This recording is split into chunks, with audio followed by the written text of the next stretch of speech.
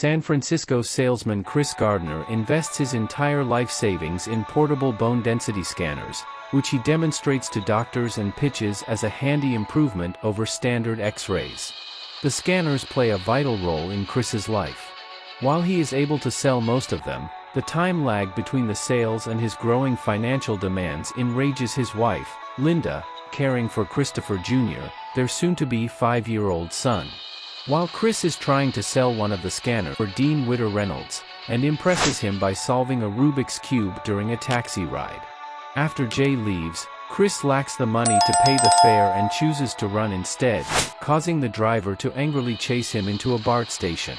Chris boards a train but loses one of his scanners in the process. However, Chris's new relationship with Jay earns him the chance to become an intern stockbroker. The day before the interview, Chris grudgingly agrees to paint his apartment to postpone being evicted due to his difficulty in paying the rent. While painting, Chris is greeted by 2 policemen at his doorstep, who take him to the police station, stating that Chris has to pay for numerous parking tickets he has accumulated. As part of the sanction, Chris is ordered to spend the night in jail instead, complicating his schedule for the interview the following day. Chris arrives at Dean Witter's office on time, albeit still in shabby clothes, covered in paint.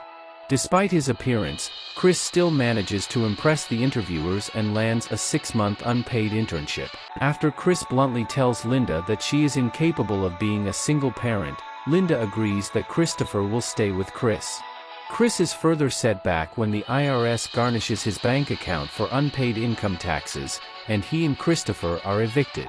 Chris ends up with less than $25, resulting in him and Christopher being homeless, and they are forced at one point to stay in a restroom at a BART station.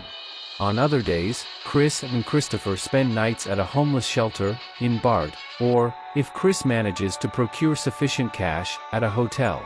Later, Chris finds the bone scanner that he lost in the BART station earlier and, after repairing it, sells it to a physician, thus completing all sales of his scanners.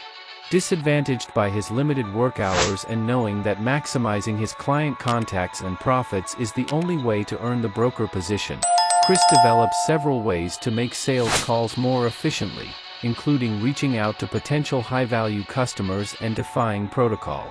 One sympathetic prospect, Walter Ribbon, a top-level pension fund manager, even takes Chris and Christopher to a San Francisco 49ers game, where Chris befriends some of Mr. Ribbon's friends, who are also potential clients.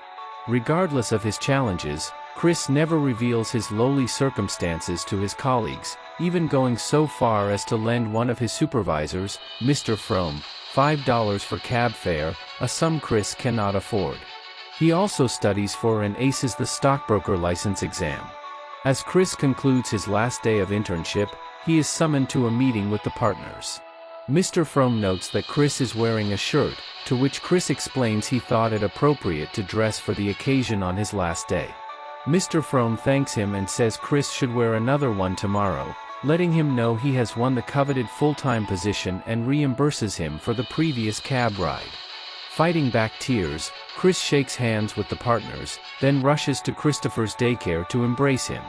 They walk down a street and joke with each other, and are passed by the real Chris Gardner, in a business suit. An epilogue reveals that Gardner went on to form his own multi-million-dollar brokerage firm in 1987, and in 2006, Gardner sold a minority stake in his brokerage firm in a multi-million-dollar deal.